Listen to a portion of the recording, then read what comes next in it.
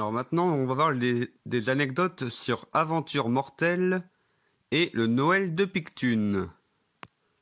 Donc tout d'abord, Aventure Mortelle. Alors en fait, j'ai fait le début un peu comme Megamind, où en fait, dès le début, on est au cœur de l'action, et après du coup, il faut aller voir dans le passé pour mieux comprendre ce qui se passe.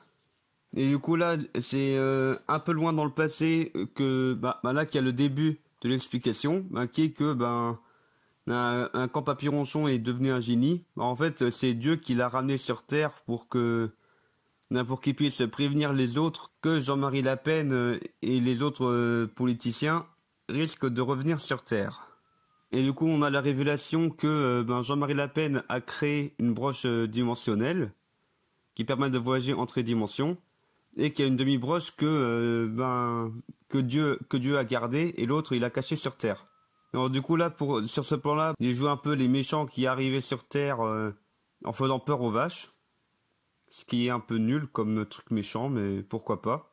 Et puis là c'est le même paysan qui a crié dans la précédente vidéo, où là du coup ce personnage-là c'est le propriétaire de la ferme quoi.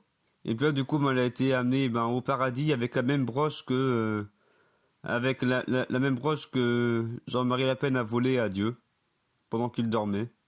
Et en fait, dans cette vidéo-là, j'ai voulu que Poetic Man soit mis de côté, tout simplement pour que par la suite, il puisse avoir une quête de rédemption et pour pouvoir raconter quelque chose avec ce personnage.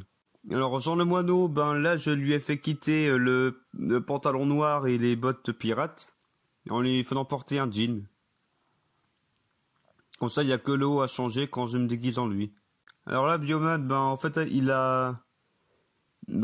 Bioman, il a du coup le compas de Jean le Moineau qui est connecté à son gant, ce qui lui permet de se localiser.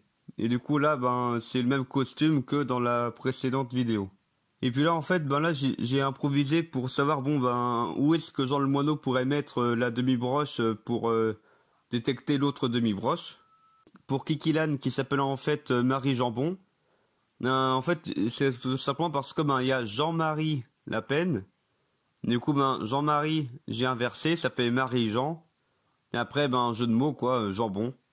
Alors là, sur ce plan-là, en fait, j'ai mis la caméra dans un sac plastique que j'ai recouvert de paille, pour ne pas abîmer la caméra, tout simplement. Et en fait, là, Jean-Marie Le Pen, quand il appelle Jean le Moineau cheveux au vent, au départ, il devait dire, hé, toi, le bourré. Non, en fait, j'ai changé parce que, c'était pas terrible comme surnom. Alors, du coup, cheveux au vent, c'est mieux parce que, en effet, quand Herbert, avant d'être intelligent, il avait les cheveux longs et les mêmes que Jean le Moineau. Et du coup, là, c'est, en fait, là, pour l'autre demi-broche dimensionnelle, en fait, c'était enfermé dans un coffre que j'ai fait en Lego. Et même à l'intérieur du coffre en Lego, j'ai créé ce crâne en Lego. Et du coup, les deux demi-broches, j'ai fait en sorte qu'elles puissent être rassemblées du coup en une sorte de cœur. Et en fait, là, ce qui est marrant pour cette vidéo-là, en fait, elle a été tournée pendant la moisson. Vu que là, on était à la fin de l'été. Et en fait, là, c'était pour pouvoir me débarrasser des 4 politiciens, parce que là, c'est bon, j'avais fait le tour des trucs que je voulais faire avec eux. Du coup, Jean le Moineau les a tous tués. Et étant donné que le seul moyen de les faire revenir, c'est les broches dimensionnelles qui ont disparu. Et d'ailleurs, voici la broche dimensionnelle. Et en fait, ce plan-là, il a été filmé pour cette vidéo-là.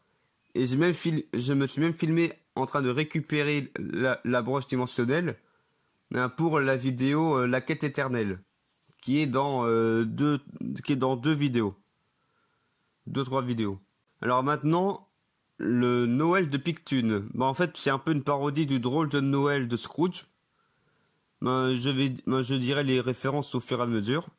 Alors du coup là, à ce moment-là, c'était ma petite sœur qui tenait la caméra. C'est pour ça que la caméra est très basse. Et en fait, dans cette vidéo-là, c'est la première fois que du coup, il y a mon grand frère qui joue un rôle, même deux. Donc il a joué le rôle du juge Paul Oignon, et l'avocat Alain Partial. Où là du coup je lui ai donné à chaque fois une feuille avec les grandes lignes de ce qu'il devait dire. Et après, il a pas mal improvisé. Du coup, j'ai mis pas mal de tululut pour censurer, mais on entendait quand même les gros mots. Alors sur cette scène-là où Poetic Man s'échappe, ben j'ai bien galéré à ouvrir la fenêtre. Parce que en vrai, il n'est pas si simple que ça à ouvrir. En fait, là, il y a un loquet sur le côté, mais j'avais pas trop vu. Et puis là, ben j'avais voulu attacher la corde à un pied de meuble, mais bon là c'est une chaise du coup. Alors en vrai, c'est pas très solide, hein. Et en fait, là, pour faire genre qu'il s'échappe de prison pour aller à son repère, ben, j'ai fait toute une scène à rallonge là où il utilise des techniques pour pas être vu. Et en vrai, il est plus ridicule qu'autre chose. Genre là, on voit ses fesses et puis là, il rentre par terre. Et puis en fait, ben là, dans cette scène-là, du coup, là, on découvre le passé de Poetic Man. En fait, j'ai donné un autre design à Poetic Man quand il était plus jeune. Autrement dit, ben, il portait un masque comme un voleur et il portait un manteau. Et puis à côté de ça, ben, j'ai créé le personnage de Lise Igounette. Si, ben, vous avez sûrement deviné le jeu de mots. Et là, pour faire sa copine. Et d'ailleurs, on voit pas trop, mais j'avais mis du rouge à lèvres. Et du coup, là, pour faire le bébé commerçant, ben, j'avais pris la seule poupée que j'avais trouvée. Mais bon, c'est une poupée noire, alors que le commerçant, il est blanc. Ça fait un peu bizarre.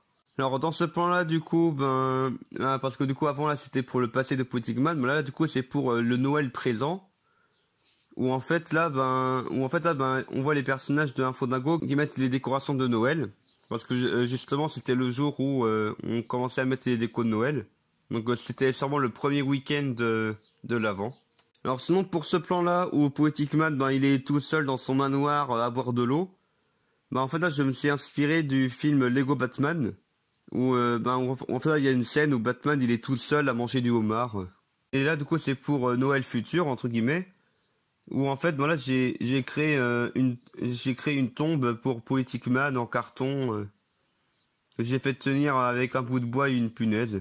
Donc Poetic Man qui s'appelle Fabrice Pictune. Donc Pictune, référence à Picsou, nom de famille que j'ai d'ailleurs réutilisé plus tard pour Balthazar Pictune, tout simplement.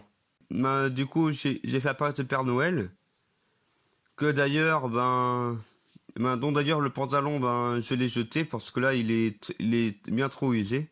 Et du coup, le Père Noël, il a offert un cadre photo de ce que j'ai fait en montage photo. C'était amusant. Là, pour toute la famille Ingalls, en fin de compte.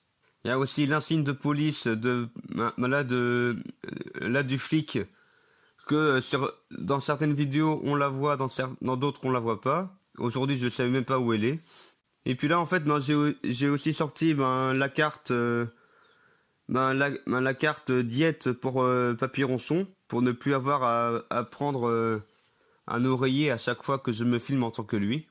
Et là, c'est du coup le haut pour Jean le Moineau pour qu'il soit habillé entièrement en civil. D'ailleurs, il a même plus son chapeau tricorne. Pour Fabrice Pictune, là, je lui ai offert le masque de Deadpool pour que comme ça, il puisse être un super-héros et être plus intéressant. Et d'ailleurs, à l'arrière, c'est amusant qu'on voit le casque de Bioman, alors que peu de temps avant, on voyait que Bioman le portait. Voilà, c'est tout pour cette vidéo d'anecdotes.